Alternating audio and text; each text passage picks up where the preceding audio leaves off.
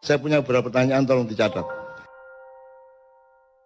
Kalau ada yang bisa menjawab sekarang, alhamdulillah. Kalau tidak, jadi PR bersama. Hafal teks proklamasi? Ada yang hafal teks proklamasi? Saya SMK sih hafal ya malahan. Ngatik SMK. Hal-hal yang mengenai pemindahan kekuasaan dan lain-lain diselenggarakan dalam cara sesama dan tempo yang sesingkat-singkatnya. Oke, wis gak apa-apa wong kancane durung proklamasi ya, gitu. Pertanyaan saya sederhana. Apa yang dipindahkan itu apa? Apa yang dipindahkan kan pemindahan kekuasaan. Maksudnya kekuasaan itu apa? Keuangan, otoritas kenegaraan, kedaulatan, emas, Seluruhnya. seluruhnya. Oke. Seluruhnya itu apa ya? Jajal sebutan. Telu ae, telu. Kedaulatan, Ya. kekayaan, Kekayaan itu apa aja? aset bangsa, kebudayaan, semuanya yang ada di Indonesia. Termasuk aspek pembentukan negara yang termasuk dalam kekayaan negara. Terus sumber daya manusia. Oke, wes gak apa-apa wes. Sebelumnya dikuasai siapa memang? Penjajah Belanda. Oke. Dipindahkan dari siapa ke siapa? Pemindahan itu dilangsungkan dari siapa ke siapa? Dari konteks realnya dari Jepang ke Indonesia. Pernah terjadi? Kapan pemindahan itu dilakukan? Ketika proklamasi. Loh, kalau sudah dipindahkan kenapa pakai akan dilaksanakan secara seksama? Berarti belum dilaksanakan. Kan teksnya gitu. Betul nggak? Teksnya akan dilaksanakan secara seksama dalam tempo sesingkatnya sehingga ketika proklamasi belum terjadi. Kapan pemindahan itu terjadi? Kapan itu terjadi? Sopo nang sopo? Nggak harus dia bisa jawab sekarang. Itu takono presidenmu saiki yo gak iso jawab. Tenang aja. Gak masalah. Aku mek ngelingno kon niku duwe PR serius. Gak iso Indonesia bangkit nek kon gak ngerti bayimu iku ya apa. Ngono ya. Tak baleni. Dari siapa ke siapa tadi ada yang bilang? Dari Jepang ke Indonesia. Penjajah. Pernah terjadi? Pernah terjadi ini? Pernah terjadi? Kalau itu Serah terima pemindahan itu?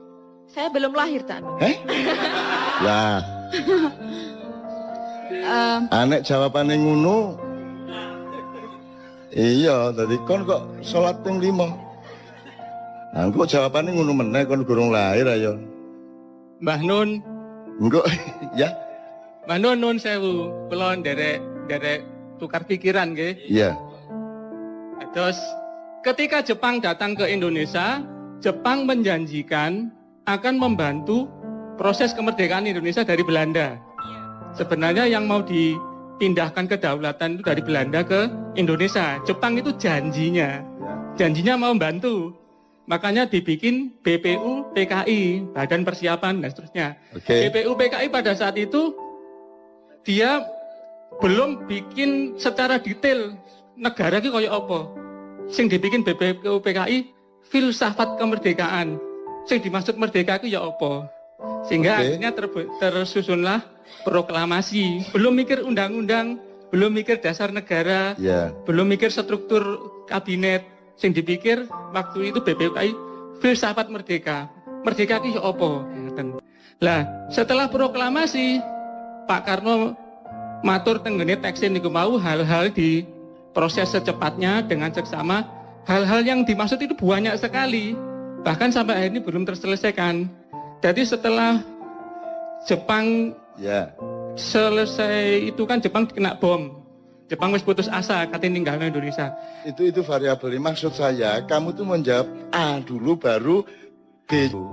Ojo langsung kok ringkes kabeh. Jadi iku kedaden taga pemindahan itu. Pemindahan pemerintahan kedaden.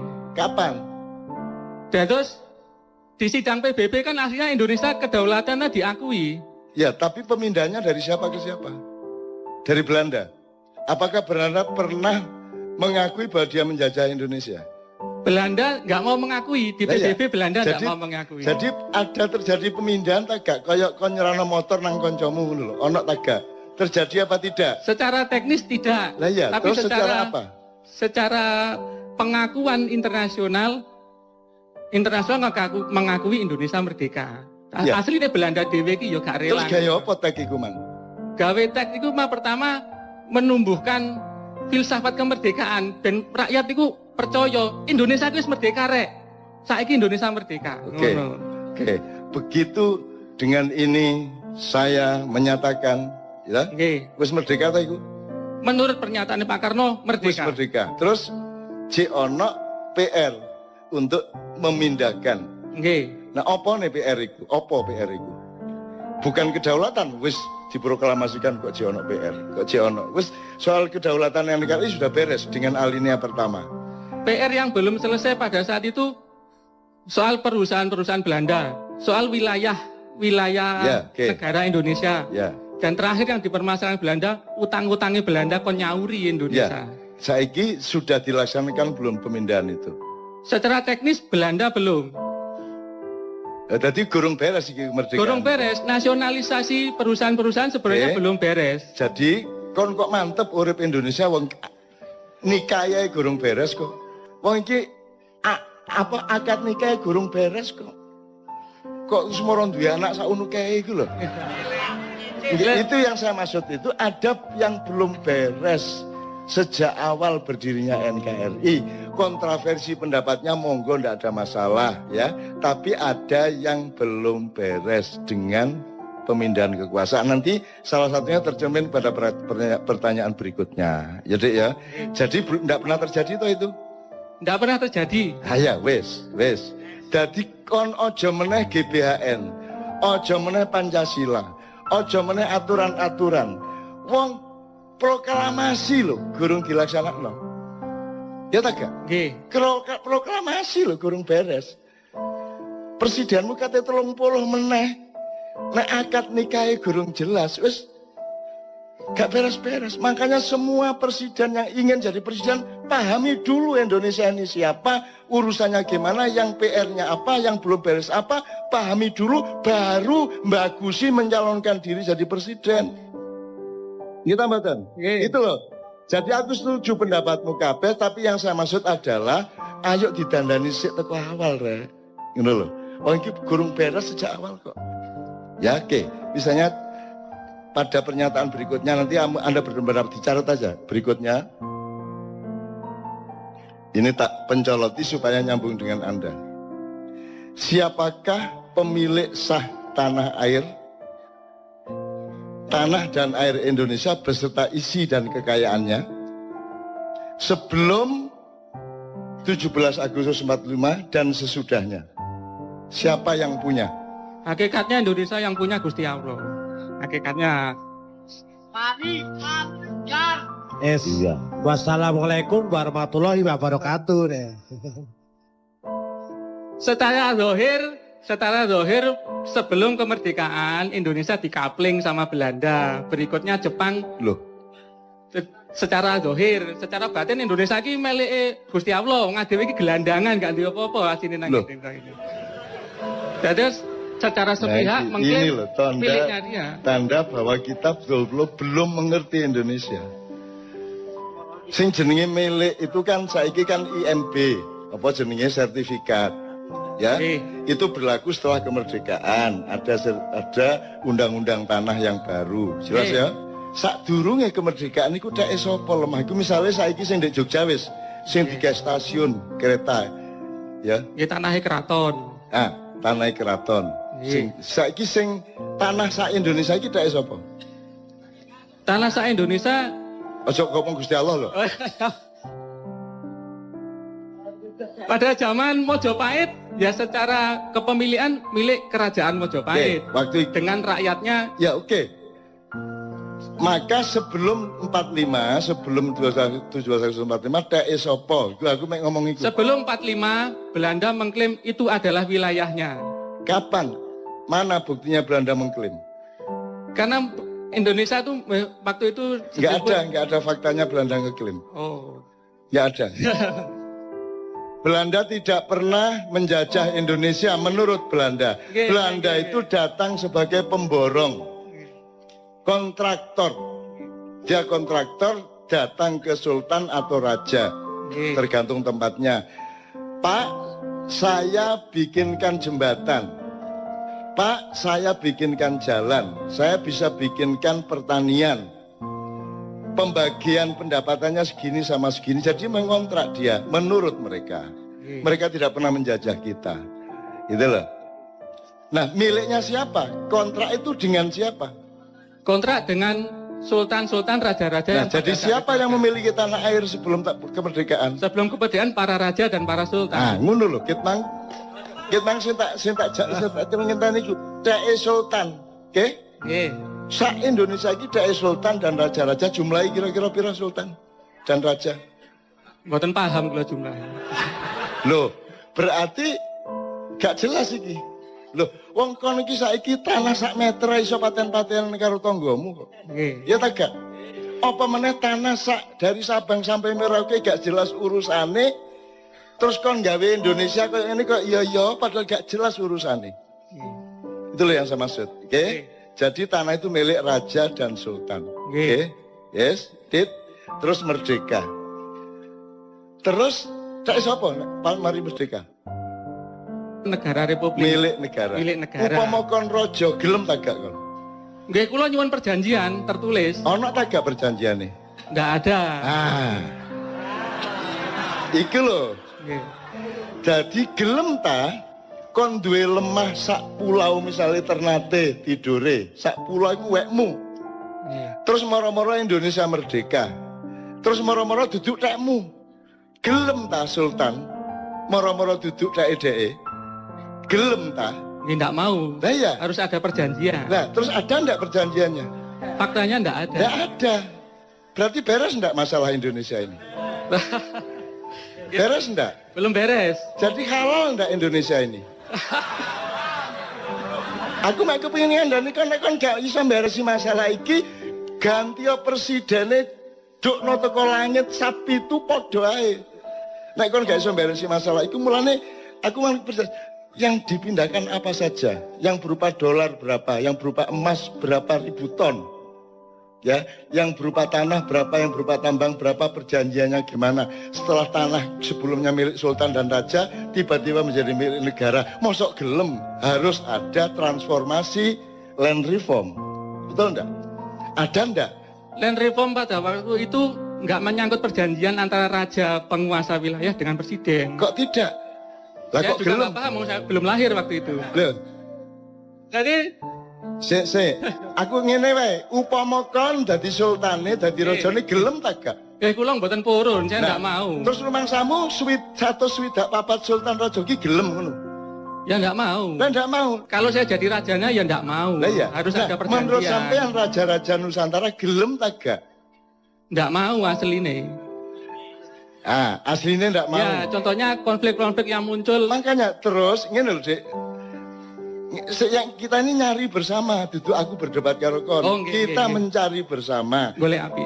Menurut kon, nek kon sing dadi sultan, moro-moro Indonesia merdeka, terus semua milikmu jadi milik negara. Lilo tagak kon. Mboten rela. Boten. Kan jadi harus ada perundingan iki ya apa transformasi hak tanahnya bagaimana kan gitu. Nggih. Ada ndak? Nggak ada. Ndak ada. Berarti halal ndak ini sekarang? Saya bukan MUI yang memutuskan halal haram. Yang nggak berani jawab. Ngene lho, kon iku nek kate nang doli gak usah nang MUI sik. Kon langsung ro nek nang doli ku haram ngono lho. Mosok halal haram ngenteni MUI. Begitu tidak sah, tidak logis ya. Curang berarti tidak halal ngono kok dadi MUI sik kon.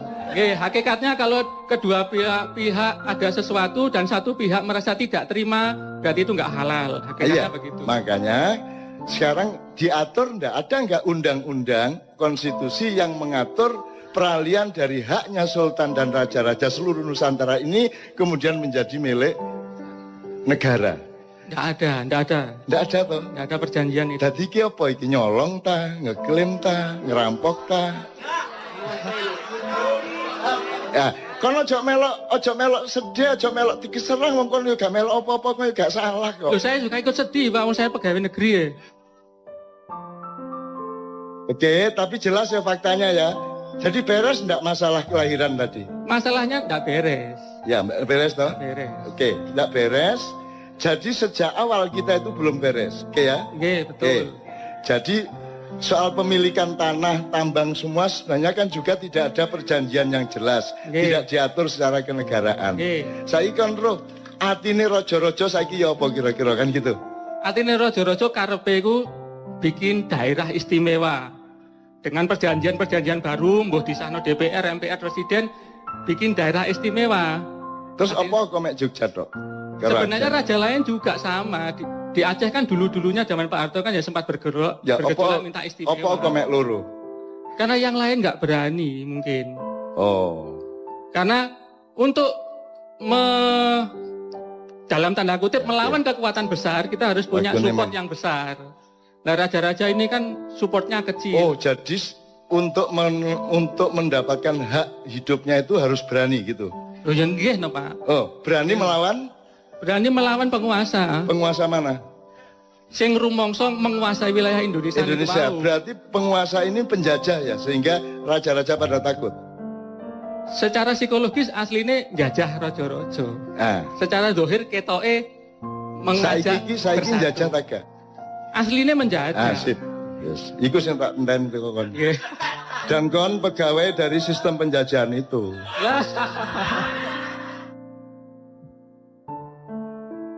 Saya nggak nyalain siapa-siapa, aku mek kepingin awakmu rek nek kate dadi pemimpin, iki PR loh ya, iki temenan loh iki. Meskipun mungkin gak iso jawab temenan ya gak masalah, tapi ojo dianggap gak ono. Ojo wong loro ati terus anggap gak loro ati, ada PR-PR besar. Ya tak terusin ya supaya lengkap, pertanyaannya 2 lagi paling. Tadi pemilik sah tanah air Indonesia sebelum dan sesudah kemerdekaan. Sekarang nomor 3.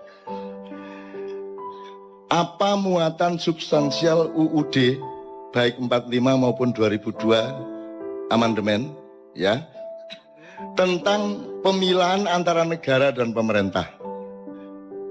Terus ngeten, aslinya pemerintah niku karyawan ini negara aslinya pemerintah niku. Karyawan. Nggih, terus karyawan pemerintah apa karyawan negara? Pemerintah niku kan ngeten, paribasane negara niku rumah tangga. Oke, sopo kepala rumah tangga nih? Bapake. Loh, sopo? Oh, yang pemilik rumahnya. Ya. Saya nih ngomong Indonesia. Oh, Indonesia ini punya rumah tangga. Indonesia secara hakikatnya belum punya kepala negara. Kenapa tidak punya? Mergo di Undang-Undang Dasar itu sebenarnya rancu antara negara dan pemerintahan. Rancu. Berarti undang-undangmu itu bener tak gak? Aku mek kepingin ngomong apa anane. Undang-undang dasarmu mengatakan bahwa presiden adalah kepala negara. Padahal yang kita butuhkan ada kepala negara dan ada kepala pemerintahan. ASN itu aparat sipil negara, bukan aparat sipil pemerintah. BUMN ini jenenge BUMN duduk BUMP. Tapi BUMN taat kepada pemerintah, bener enggak? Secara negara kok taat nang pemerintah, pemerintah taat nang negara. Jadi negara mi kualik tak gak ndase karo sikile. Kula isin nglakoni asli ya kualik. Lah iya. Sak kualik-kualike wong arek-arek gak melok nyambut gawe ndek kantor-kantor ke pemerintah, awakmu sing nyambut gawe ndek kono ya. Ngono ya, gak apa-apa wis. Jadi Anda sendiri sebenarnya tidak setuju pada undang-undang itu. Betul enggak? Nggih, dados ngeten, asline kula sejak mahasiswa mbiyen nggih mboten setuju. Wis. Saking garise nasib kok moro-moro dadi ngono lho. Jadi sekarang Anda punya pendapat sebagai intelektual, nek barang itu jelas salah dan menciptakan bencana-bencana politik, kira-kira perlu dirubah tak gak? Jadi salah satu PR Anda adalah membenahi kembali dasar konstitusi, filosofi, sistem kita bernegara.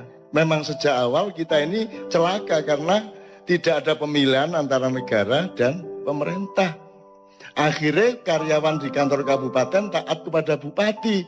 Padahal karyawan atau ASN atau PNS dulu di kantor kabupaten itu adalah aparatnya negara yang digaji permanen dari dia masuk sampai pensiun. Jadi dia sepanjang hidupnya. Sementara bupati, presiden outsourcing. Dia cuma disewa 5 tahun. Jadi orang yang jadi ASN sepanjang hidup sampai hari pensiun itu tidak pada posisi untuk taat kepada outsourcing. Betul enggak? Ya, oke. Terakhir. Ini soal sejarah. Apakah berdirinya dan pelaksanaan NKRI merupakan kontinuasi dari bentuk pemerintahan dan kekuasaan sebelumnya, abad-abad sebelumnya, entah apapun bentuknya, ataukah merupakan adopsi dari luar Indonesia? Jadi Anda sebenarnya bukan orang Indonesia dengan negara Indonesia ini. Anda adalah orang Eropa, orang Amerika, tambah orang Arab, tambah orang Cina, bernama Indonesia, label mudoae Indonesia, tapi janjane sing kok lakoni ku Eropa, Amerika, Israel, Cina dan Arab. Gelem kon dadi wong kaya ngono iku. Jadi ada budaya atau sejarah kontinuasi, ada sejarah adopsi. Kita ini sekarang adopsi, mulane biyen sapa jenenge Jayabaya mengatakan wong Jawa kari separo, Cina Londo kari sak jodoh. Kita salah paham selama berapa abad. Rumasane ono gewelut, perang terus wong Jawa jumlahe karek separo, gak. Jawamu iku separo-separo saiki. Jawamu iku separo-separo, gak Jawa temenan. Mergo kon wis gak gelem nerusno Jawamu. Gitu loh. Cina Londo malah dadi sak jodoh, kerjasama. Itu namanya Cina Londo kari sak jodoh. Tapi itu interpretasi saya, aja percaya aku. Lawang aku duduk wong kampus kan gitu kan. Nah aku wong akademisi ya saya bisa dipercaya. Saya ini kan hanya orang yang lewat ganggu-ganggu, soporo keganggu cek tangi kan gitu.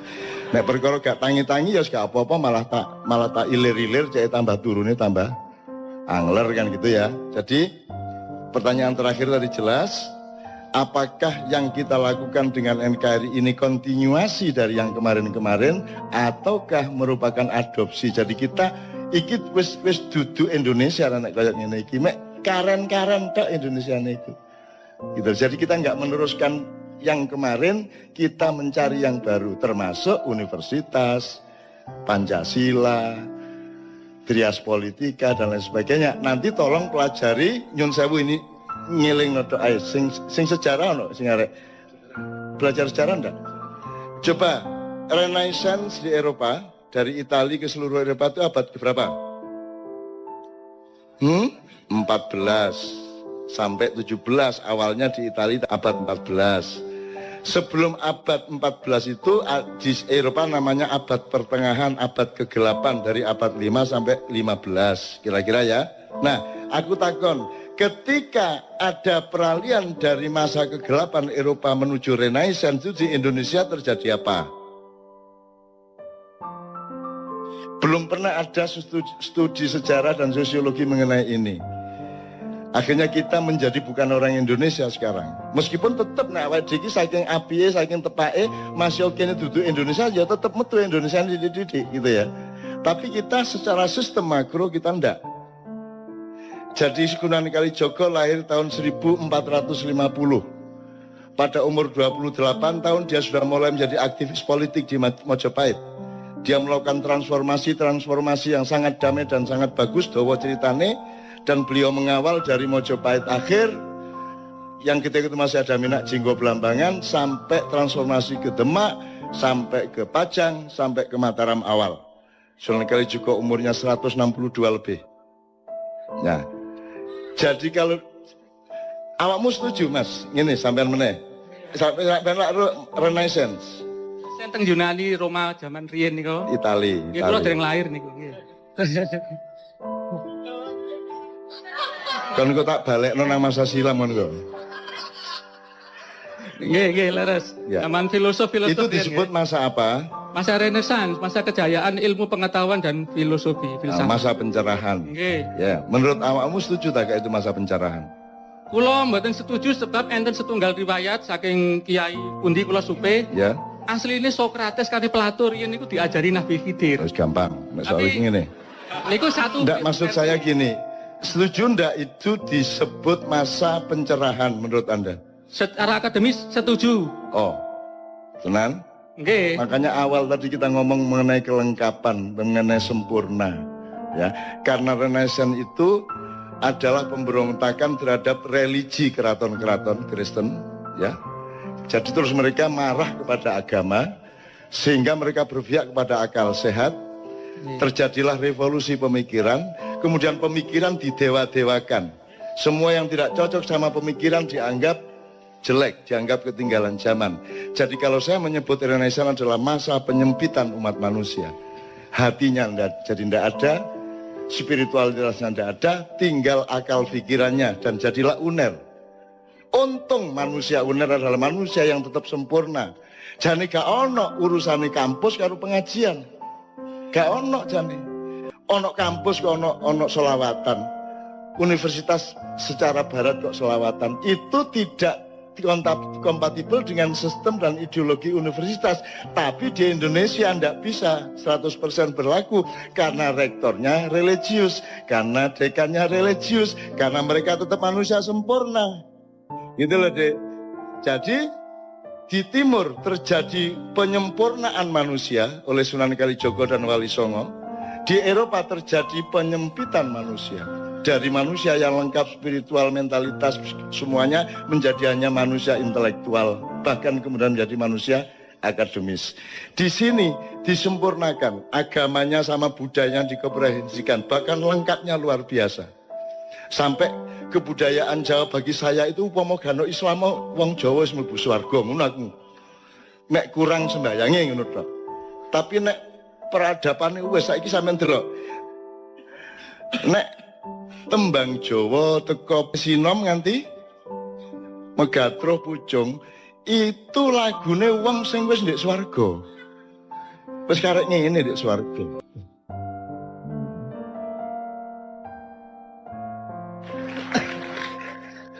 Kon gak iso mbuktekno nek iku salah. Masih aku gak iso mbuktekno nek iku bener. Tapi sing penting lah kon gak iso mbuktekno nek iku salah. Oh iya, ngono lho ya Mas ya. Oke. Jadi sekarang mudah-mudahan Pak ini anak-anak ini kita harapkan bener loh mereka ini. Mereka nanti jadi pemimpin mulai 2025 ke atas.